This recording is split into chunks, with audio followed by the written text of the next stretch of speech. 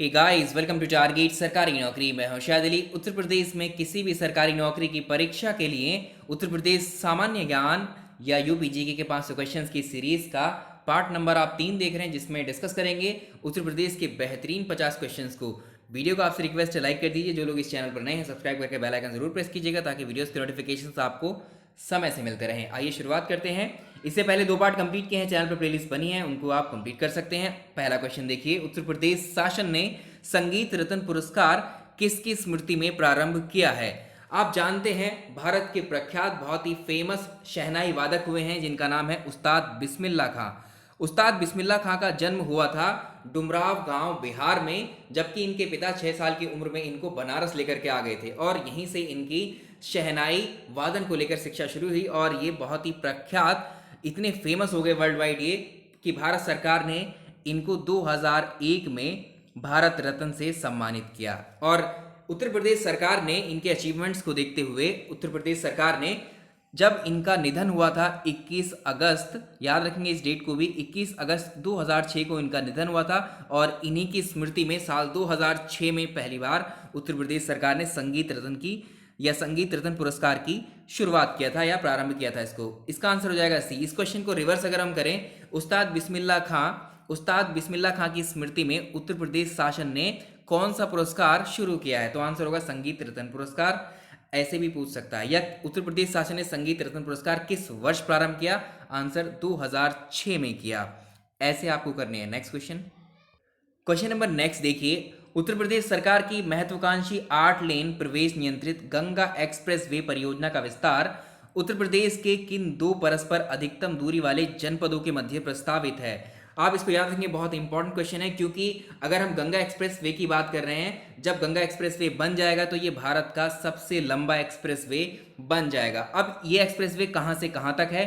देखिए, ये express way की शुरुआत होती है गाजियाबाद से लेकर के कहाँ तक, ये जाएगा आपका प्रयागराज यानी इलाहाबाद तक। ऑप्शन में अगर आप चेक करें, ऑप्शन बी इसका सही आंसर है, गाजियाबाद एवं इलाहाबाद के बीच में है ये एक्सप्रेसवे। अब इसमें आपको याद ये रखना है, एक्चुअली ये एक्सप्रेसवे गाजियाबाद से शुरू हो रहा है, नेशनल हाईवे 58 का कुछ हिस्सा इसमें आ रहा है, लेकिन मैक्सिमम लेंथ ये कवर करता है मेरठ से लेकर के प्रयागराज तक। तो ऑप्शन में अगर आपको मेरठ एवं प्रयागराज मिले या मेरठ एवं इलाहाबाद मिले तो वो आंसर भी आपका ठीक होगा। इसको आपको याद रखना है। तो इसमें गाजियाबाद का कुछ हिस्सा भी शामिल है। अगर आप गाजियाबाद आ रहे हैं तो आपको इस एक्सप्रेसवे का कंस्ट्रक्शन भी अभी आपको देखने को मिल जाएगा और इसकी लंबाई है 628 किलोमीटर अप्रॉक्सीमेटली। ये बन जाने के बाद ये भारत का सबसे लंबा एक्सप्रेसवे हो जाएगा। अब इस परियोजना से कौन कौन से जिले उत्तर प्रदेश के लाभान्वित होने वाले, यानी ये जो आपका गंगा एक्सप्रेस वे है, किन किन शहरों से, किन किन जिलों से गुजरने वाला है उत्तर प्रदेश के?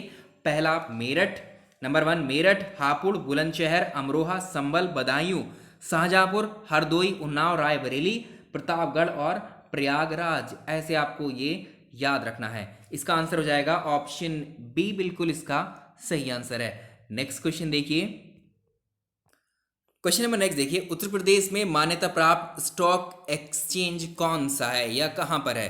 तो देखिए, उत्तर प्रदेश में मान्यता प्राप्त जो स्टॉक एक्सचेंज की बात की जाती है वो कानपुर में है। ये क्वेश्चन कई बार पूछा हुआ है। शुरुआत के दोनों क्वेश्चन बहुत इंपॉर्टेंट है, कई वर्षों तक लगातार पूछे हुए हैं अलग अलग एग्जाम्स में। इसकी स्थापना भी अगर आपसे पूछता है तो वो साल 1982 में इसको स्थापित किया गया था। इसका आंसर बी। नेक्स्ट सवाल देखिए, क्वेश्चन नंबर नेक्स्ट है, राष्ट्रीय राजमार्ग विकास परियोजना के द्वारा उत्तर दक्षिण एवं पूर्व पश्चिम गलियारा कहाँ पर एक दूसरे से मिलते हैं? देखिए, भारत का मैप आपको बिल्कुल नोन है, ये किस तरह से है, कुछ ये रफ आइडिया हमारे पास है। यहाँ पर आप देख पा रहे हैं ये भारत का मैप है और उत्तर से दक्षिण तक और पूरब से पश्चिम तक इन पर जो है एक रोड कंस्ट्रक्ट की गई है जिसे हम कहते हैं, देखिए, उत्तर से दक्षिण तक, पूरब से पश्चिम तक 2 रोड बनाई गई हैं और ये एक दूसरे को क्रॉस करती हैं। इसी को हम बोलते हैं उत्तर दक्षिण और पूर्व पश्चिम गलियारा, या नॉर्थ साउथ और ईस्ट वेस्ट कॉरिडोर इनको हम कहते हैं। ठीक है, तो ये जो दोनों जो आपको ईस्ट वेस्ट और नॉर्थ साउथ जो गलियारे हैं एक दूसरे को, ये उत्तर प्रदेश में किसी जगह पर मिलते हैं, क्रॉस करते हैं। तो ये क्वेश्चन बहुत इंपॉर्टेंट है। तो राष्ट्रीय राजमार्ग विकास परियोजना के अंतर्गत उत्तर दक्षिण गलियारा श्रीनगर से शुरू होता है। ये जम्मू कश्मीर में श्रीनगर से शुरू होकर के कन्याकुमारी तक जाता है। यहाँ तक याद रखेंगे, जम्मू कश्मीर से ये कन्याकुमारी तक। और इधर अगर आपको ये याद रखना है पूर्व पश्चिम में, तो ये असम यहाँ देखिए असम और यहाँ गुजरात में ये पोरबंदर, यहाँ तक ये इनको जोड़ता है आपस में। बट इनका क्रॉस सेक्शन अगर आप देखेंगे, इनका मिलन बिंदु वो है झांसी में, उत्तर प्रदेश में। ऑप्शन बी सही आंसर है। तो आपके लिए यहाँ पर ये आसानी भी हो गई है कि ये अगर आपसे पूछेगा कि उत्तर दक्षिण और पूर्व पश्चिम गलियारे कहाँ से शुरू होते हैं, आप याद रख सकते हैं गुजरात में ये पोरबंदर से शुरू होता है, असम में ये, और ये कहाँ तक जाता है, असम के सिलचर में। याद रखिएगा असम के सिलचर तक है ये पूर्व पश्चिम में। उत्तर दक्षिण में ये जम्मू कश्मीर में श्रीनगर से लेकर कन्याकुमारी तक तमिलनाडु में। ठीक है, तो ये आपको याद रखना है। इसका आंसर बी ऑप्शन बिल्कुल सही है। नेक्स्ट सवाल देखेंगे हम लोग। क्वेश्चन नंबर नेक्स्ट देखिए, उत्तर प्रदेश जमींदारी उन्मूलन और भूमि सुधार अधिनियम 1950 किस में अंतर्निहित है? तो उत्तर प्रदेश में जो जमींदारी उन्मूलन और भूमि सुधार अधिनियम 1950 था, वो जो संविधान का पहला संशोधन अधिनियम लाया गया था उसी में शामिल था। इस संविधान संशोधन में 9वीं अनुसूची ऐड की गई थी, 9वां शेड्यूल यहाँ पर ऐड किया गया था भारत के संविधान में। तो इसमें जो है इसका आंसर हो जाएगा ऑप्शन सी, 9वीं अनुसूची या 9वीं सूची में उत्तर प्रदेश जमींदारी उन्मूलन या भूमि सुधार अधिनियम किस में अंतर्निहित है? 9th शेड्यूल में भारत के संविधान के। नेक्स्ट क्वेश्चन देखिए। क्वेश्चन नंबर नेक्स्ट है, मथुरा के शिल्प कला के लिए किस पत्थर का प्रयोग किया जाता है? तो देखिए इसमें जो मथुरा में जो शिल्प कला है उसके लिए जो पत्थर इस्तेमाल किए गए हैं इसमें वो लाल बलुआ पत्थर है। इसमें ऑप्शन थर्ड सही हो जाएगा, यानी ऑप्शन सी इसका सही आंसर है। नेक्स्ट सवाल, क्वेश्चन नंबर नेक्स्ट देखिए, उत्तर प्रदेश में पंचायती राज संस्थाओं में महिलाओं के लिए आरक्षित स्थानों की संख्या कितनी है? देखिए इसको याद रखिएगा, बहुत पूछा जाता है क्वेश्चन बार बार आपसे एग्जाम्स में। तो उत्तर प्रदेश में जो पंचायती राज संस्थाएं हैं उसमें महिलाओं के लिए जो आरक्षित सीटें हैं वो कुल स्थानों की 1/3 सीटें हैं। ठीक है, कुल स्थानों की 1/3 सीटें हैं। ऑप्शन फर्स्ट इसका सही रहेगा। इसमें आपको ये भी एक जैसा लग रहा होगा, आप याद रखिएगा 1/3 आपको याद रखना है। ए ऑप्शन बिल्कुल ठीक है। नेक्स्ट क्वेश्चन देखिए, अगला सवाल देखें, निम्नलिखित में से किस राज्य ने संस्कृत भाषा को राज्य की द्वितीय राजभाषा का दर्जा प्रदान किया है? देखिए ऐसा होता है, जो राज्य होते हैं, राज्य स्वतंत्र हैं, अपने यहाँ की किसी भी लोकल लैंग्वेज को वो उस राज्य की राजभाषा बना सकते हैं, और उसके अलावा जो प्रथम राजभाषा है उसके अलावा द्वितीय राजभाषाएं भी वो बना सकते हैं। इस संविधान में प्रावधान किए गए हैं, हमने ऑलरेडी पॉलिटी में डिस्कस किया था इसको।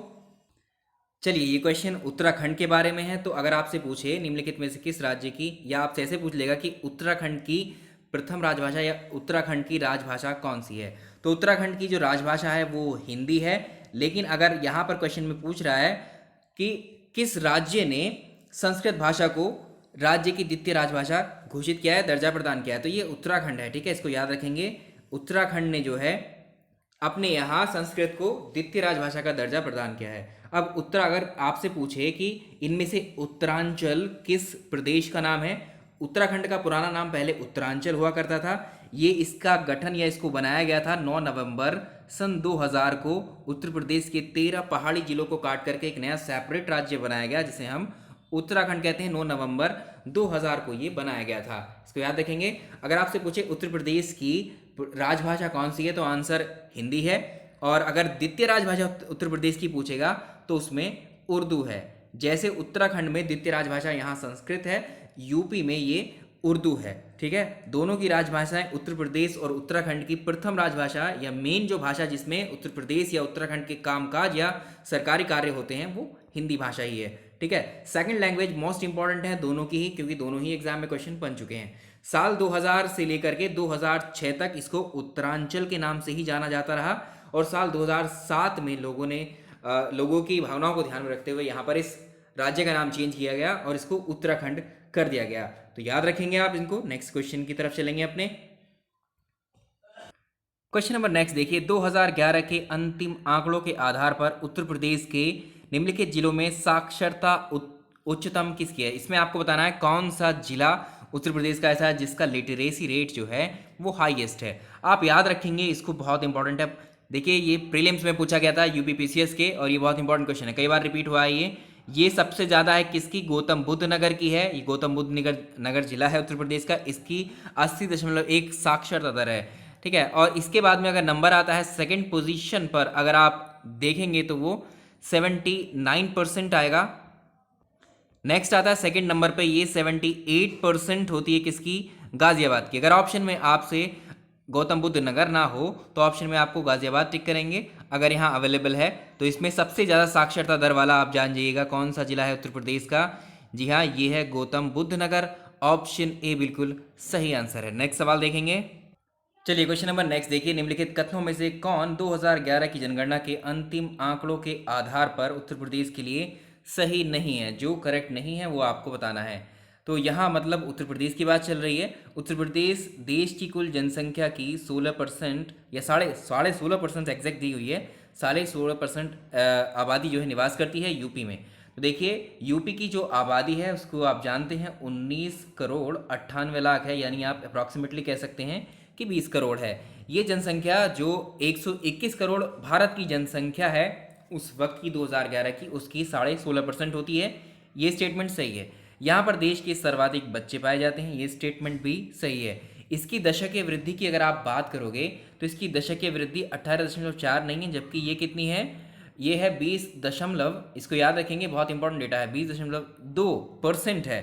इसका सेक्स रेशियो या यूपी का जो लिंगानुपात है वो 912 है, ये आपको याद रखना है। तो नीचे वाले दोनों तो ये इनकरेक्ट हो जाते हैं, आपको बस इतना ही याद रखना है। ये करेक्ट डेटा भी आपको बताया हुआ है। क्वेश्चन नंबर नेक्स्ट देखिए।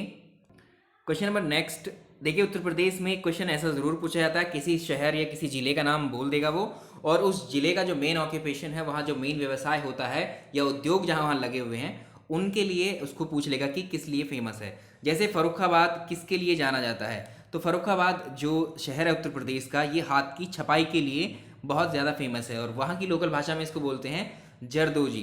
तो ये हाथ की छपाई के लिए ज़्यादा फेमस है फर्रुखाबाद। नेक्स्ट क्वेश्चन देखें। क्वेश्चन नंबर नेक्स्ट देखिए। 2011 की जनगणना के अंतिम आंकड़ों के अनुसार उत्तर प्रदेश के निम्नलिखित जिलों को उनकी जनसंख्या आकार के अवरोही क्रम में व्यवस्थित कीजिए। यानी पहले आपको बताना है वो जिला जिसकी सबसे ज़्यादा जनसंख्या है उत्तर प्रदेश में। तो आप याद रखेंगे उत्तर प्रदेश में इलाहाबाद की जनसंख्या सबसे ज़्यादा है। उसके बाद में नंबर आता है मुरादाबाद, मुरादाबाद ऑप्शन में नहीं है। उसके बाद में ऑप्शन में आ रहा है देखिए गाज़ियाबाद, तो ये बिल्कुल ठीक है। उसके बाद गाज़ियाबाद पहले नंबर पर है, कौन सा, इलाहाबाद। दूसरे नंबर पे आता है मुरादाबाद, बट यहाँ ऑप्शन में नहीं है तो इसको छोड़ दीजिए। तो यहाँ पर क्या आ जाएगा, गाज़ियाबाद। इसके बाद में सीधे गाज़ियाबाद के बाद में नंबर आता है आजमगढ़ का, फिर आता है लखनऊ का। तो ये टॉप 5 डिस्ट्रिक्ट हैं उत्तर प्रदेश की, तो इस हिसाब से आपको अरेंज करना है। तो पहला हो गया इलाहाबाद, गाज़ियाबाद, आजमगढ़ और ये लखनऊ। नेक्स्ट क्वेश्चन देखें। नेक्स्ट क्वेश्चन देखिए। अंटार्कटिका में तीसरे भारतीय शोध केंद्र की आधारशिला जिस नाम से रखी गई थी वो नाम आपको बताना है। देखिए जो 7 कॉन्टिनेंट्स हैं उसमें जो अंटार्कटिका कॉन्टिनेंट है, अंटार्कटिका महाद्वीप है, वो बर्फ़ का महाद्वीप है, पूरा बर्फ़ से ढका हुआ है। यहाँ पर आबादी नहीं रहती है, यानी ये क्या है, ये पृथ्वी के दक्षिणी ध्रुव पर है बसा हुआ ये महाद्वीप। इस पर केवल कुछ देशों के रिसर्च सेंटर हैं, अनुसंधान केंद्र हैं, जैसे अमेरिका, कनाडा, रशिया, इन सब के, चाइना। ऐसे ही भारत के भी रिसर्च सेंटर है यहाँ पर। सिर्फ यहाँ पर वैज्ञानिक या रिसर्चर्स ही यहाँ रहते हैं, वो भी ज़्यादा आबादी नहीं होती है उनकी। तो भारत के भी यहाँ पर 3 रिसर्च सेंटर हुए हैं, जिसमें पहला रिसर्च सेंटर का नाम भारत के इसमें गंगोत्री था, याद रखिएगा।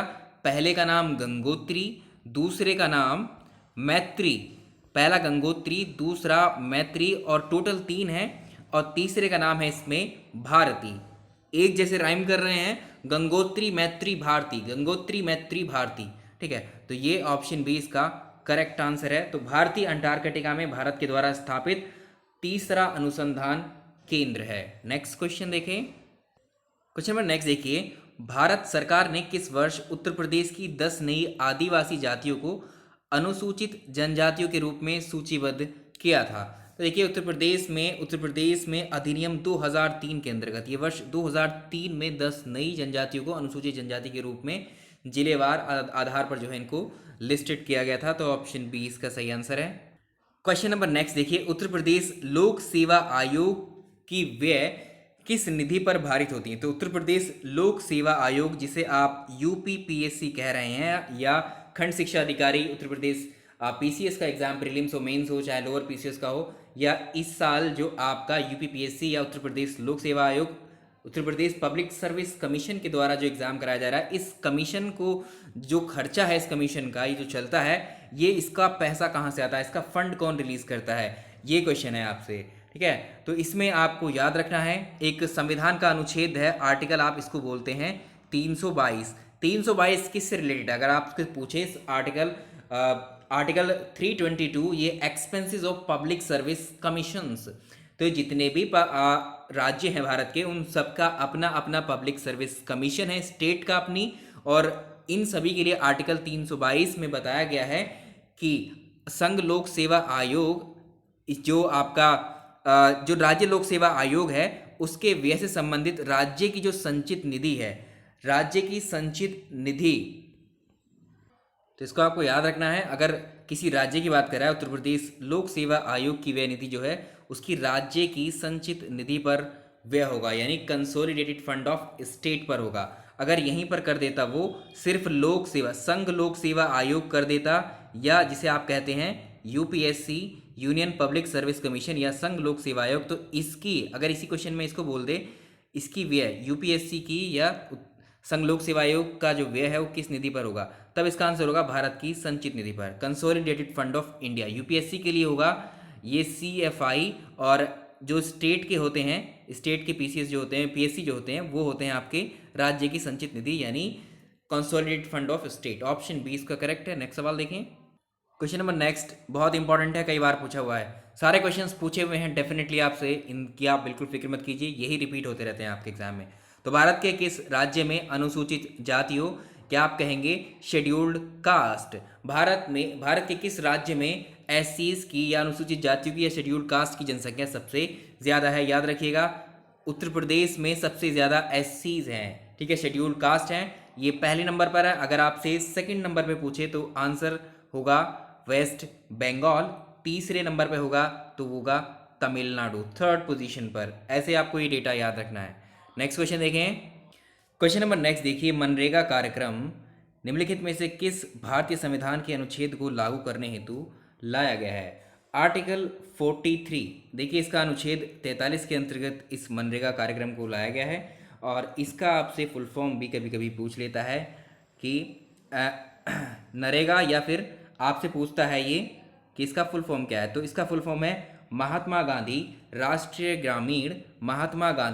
ग्रामीण रोजगार गारंटी योजना। आप याद रखिएगा इसको, तो इसका आंसर ऑप्शन बी। अब इसमें जो है देखिए, इसको अलग से एक डिटेल वीडियो बना देंगे, उसमें आपको इसको करवा देंगे, लेकिन इसमें एक इंपॉर्टेंट करंट अफेयर्स अभी ऐड हुआ है कि अभी जैसे कोविड-19 की वजह से सभी राज्यों में लॉकडाउन है, पूरे देश में लॉकडाउन है, इसमें जो है अपने राज्यों ने जो मजदूर बाहर से लौटे, प्रवासी मजदूर अपने अपने राज्य को वापस लौटे, तो कौन सा ऐसा राज्य है जिसने मनरेगा कार्यक्रम के तहत सबसे ज़्यादा रोजगार प्रदान किए हैं? आपको याद रखना है इसका आंसर, तो ये है उत्तर प्रदेश। अभी लेटेस्ट करंट अफेयर ऐड हुआ है, उत्तर प्रदेश मनरेगा के तहत इस 2020 में कोविड-19 के दौरान सबसे ज़्यादा रोजगार देने वाला राज्य बन गया है। किसके तहत? मनरेगा कार्यक्रम के तहत। क्वेश्चन नंबर नेक्स्ट देखिए, निम्नलिखित में से कौन भारतीय संविधान के 73वें संविधान संशोधन में सम्मिलित नहीं है? अच्छा क्वेश्चन है। 73rd अमेंडमेंट एक्ट पंचायती राज से संबंधित है। इसमें जो है संविधान के भाग 9 में आर्टिकल 243, याद रखिएगा आर्टिकल 243 के जो आर्टिकल हैं का से लेकर के ला तक आते हैं, ठीक है। तो इसमें जो है अनुसूची 11, अब इसको आपको याद ये रखना है, इसमें देखिए इसमें 3 संस्थाएं ऐड की गई थी पंचायती राज में। त्रिस्तरीय ढांचे की बात की गई थी, ग्राम स्तर पर ग्राम पंचायतें, प्रखंड स्तर पर आपको पंचायत समिति, और जिला स्तर पर जिला परिषद। तो इसमें से कौन सा शामिल नहीं है? तो इसका आंसर हो जाएगा ऑप्शन बी। इसमें जो नहीं है वो बताना है, सॉरी इसमें जो सम्मिलित हैं वो बताना है आपको कौन कौन से हैं। जिला पंचायत है, ग्राम पंचायत है, और ये तो इसमें शुरुआत की जो जिला पंचायत, क्षेत्र पंचायत और ये ग्राम पंचायत, ये शुरुआत के 3 शामिल हैं, जबकि नगर पंचायत इसमें शामिल नहीं किया गया है। तो ये है 3 टियर या त्रिस्तरीय व्यवस्था किसकी, जिसको हम कहते हैं पंचायती राज। तो इसका आंसर हो जाएगा, देखिए यहीं पर आप कर लीजिए आंसर, इसको देखने की जरूरत नहीं। चलिए चाहे आंसर आप सेलेक्ट करना चाहें तो ए, बी एंड सी हो जाएगा। नेक्स्ट सवाल, अगला सवाल देखिए, उत्तर प्रदेश में निम्नलिखित में से किस स्थान पर एक नाभिकीय ऊर्जा परियोजना है। आपसे बताना है न्यूक्लियर रिएक्टर, यहाँ पर न्यूक्लियर एनर्जी रिएक्टर यहाँ कहाँ लगा हुआ है, उत्तर प्रदेश में। तो बुलंदशहर जिले में नरोरा है, यहीं पर लगा हुआ है क्या एक न्यूक्लियर रिएक्टर या एक नाभिकीय ऊर्जा परियोजना लगी हुई है। नेक्स्ट क्वेश्चन देखें। चलिए आज का लास्ट क्वेश्चन कर रहे हैं, क्योंकि यहाँ पर बहुत ही अभी डिस्टर्बेंसेस हैं, तो यहाँ वॉइस या नॉइज़ जो है अलग से आ सकती है, इसीलिए इसको यहीं पर रोकते हैं। और कल का वीडियो भी इसीलिए भी नहीं आ पाया था। ठीक है, अगला क्वेश्चन देखिए। सूची 1 को सूची 2 से सुमेलित कीजिए, जिसमें यहाँ उद्योग है और यहाँ केंद्र, यानी कौन सा केंद्र किस उद्योग के लिए जाना जाता है। लकड़ी का काम, अगर कास्ट के खिलौने अगर आप देखोगे तो सबसे ज़्यादा कहाँ बनते हैं, वो वाराणसी के अंदर। और खेल के सामान से संबंधित स्पोर्ट्स सिटी कौन सी कहलाती है भारत की, ये मेरठ है। ठीक है, पीतल की मूर्तियाँ कहाँ बनती हैं, देखिए इसमें ऑप्शन में अगर आप देखेंगे पीतल की मूर्तियाँ यहाँ मथुरा है और दिया सलाई का कार्य ये बरेली। यहाँ पर एक्चुअली पीतल की मूर्तियों का काम अगर आप देखें ब्रास सिटी है वो मुरादाबाद। ठीक है, तो मुरादाबाद भी ऑप्शन में आप मैच कर सकते थे यहाँ पर।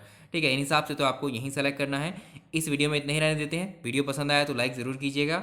और अब जो है मैथमेटिक्स, काफ़ी दिन से बोल रहे हैं हम मैथमेटिक्स और रीजनिंग शुरू करने के लिए, इनको अब शुरू कर ही देंगे। काफ़ी ज़्यादा व्यस्तता और इस तरह के डिस्टर्बेंसेस की वजह से भी जो है ये क्वांटिटी नहीं बढ़ पा रही है अभी तक आपकी। ठीक है, तो आप जो है आपको याद रखिएगा, अभी हमने आपको टेलीग्राम चैनल में एक तो घटना चक्र के जो 1 लाइनर 3 से 4 पीडीएफ दिए हैं, एक तो हिस्ट्री का पीडीएफ दिया है जिसमें आपको इन्वायरमेंट का पीडीएफ भी है और ज्योग्राफी का भी पीडीएफ है और पॉलिटी का, ये 4 सब्जेक्ट के 1 लाइनर पीडीएफ आपको मिले हैं जो कि हैं घटना चक्र पब्लिकेशन के। तो आप क्या करेंगे, इनको रिवीजन करना शुरू कर दीजिएगा या इनको लेकर के आपको रिवीजन करवा दिया जाएगा, लेकिन आप अपने से इनको पढ़ना शुरू कर दीजिए। अब बहुत इंपॉर्टेंट है, बहुत डायरेक्टली फैक्ट आपको वहाँ से मिलेंगे। अभी फिलहाल आप ये फॉलो कीजिए जो आपको बताया है 1 लाइनर वाले। चलिए इस वीडियो में इतना ही रहने देते हैं। Thank you so much.